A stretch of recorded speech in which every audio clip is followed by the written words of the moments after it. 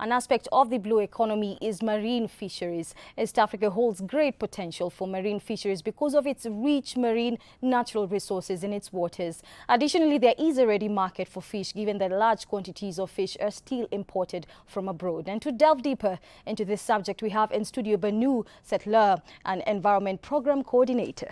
Thank you, Banu, for coming. My pleasure. Let's first understand, what is marine fisheries?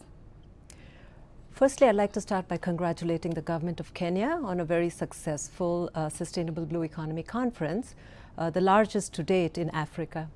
So maybe I should back up and say what is the blue economy to start with. So there are several definitions out there for the blue economy, but universally accepted underlying principles are that it's the integrated and sustainable development of economic activities in healthy oceans.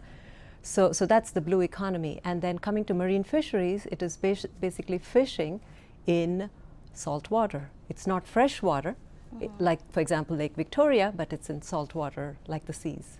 And marine fisheries being an aspect of the blue economy, what will you say are some of the challenges as far as Kenya is concerned?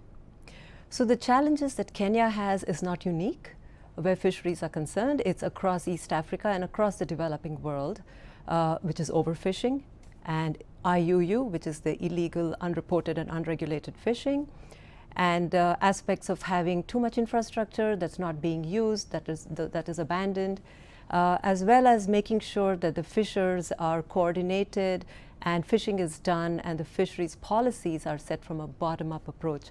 So basically, fishers should be involved in the decision-making process, make sure that they are aware of policies that are being set and that there's a buy-in from the fishers. So once you have their buy-in, you know that whatever is going to be set in place will be sustainable for a long term. And even as we look at the fact that African countries, including Kenya, does import fish from foreign markets, how can we aid the fishers of Kenya towards making sure that they produce enough for the imports and local markets? So what we need to understand is fishing more is not the key here, but what is caught to do more with what's caught.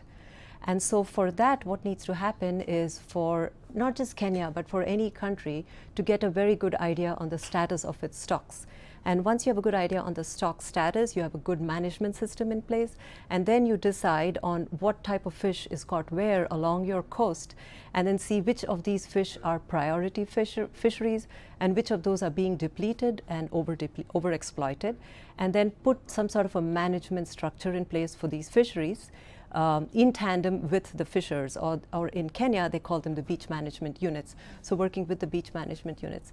And once you have their buy-in and they know that these are the fish that they are catching and they need to be managed, or they need to reduce the effort of certain fisheries, and then you look to see how you can put in place some sort of alternative or complementary livelihoods for these fishermen. And at this point, I must mention that along Kenya's coast, we talk about fishers who are one of the poorest segments of the society, but then you also have farmers there who could be part-time fishers, and fishers who are part-time farmers, or someone in their family who's fishing and farming.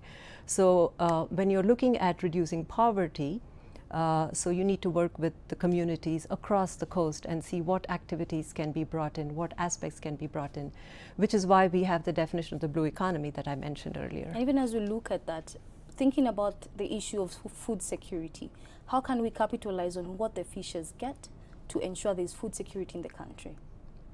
So as you recall, President Kenyatta had a campaign several years back on Eat More Fish, right? And so while fish is being caught in Kenya, as you rightly said, it's being imported as well. And so this, and there's been a lot of articles recently in the newspapers on having foreigners who come and fish here and such aspects. And so we would need to look into how these can be promoted again, bring the awareness back up to the communities, and this is the right time when President Kenyatta has brought in the Big Four agenda on food security as well. So looking at fish as one of those areas, as well as agriculture. And when I talk about the coastal communities, then we have both the fishers and the farmers. And it's very important to make sure that they are brought together, they form cooperatives or like the BMUs, and have some sort of a small or medium enterprise. Okay. Yeah. So when we look at the project you're working on with the government, the Marine Fisheries Project, could you briefly comment about that in regards to how it will benefit the youth and women? Absolutely. So the project we are developing now with the Government of Kenya, with the State Department of Fisheries, Aquaculture and the Blue Economy is marine fisheries and socioeconomic development. It's still in the process of being developed, and so we keep going back and forth, and it's being designed.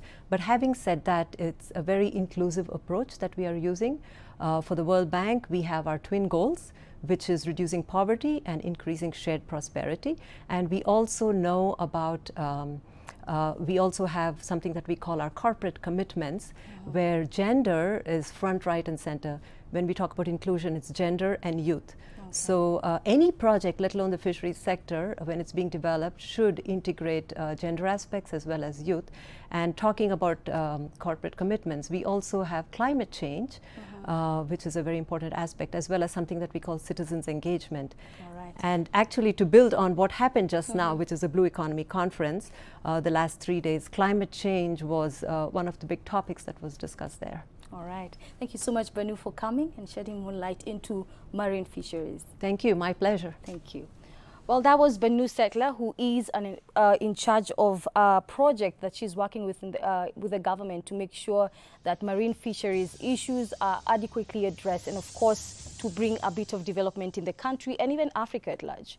So now moving on, Football Kenya Federation, FKF, has commenced the physical endurance, and my director tells me that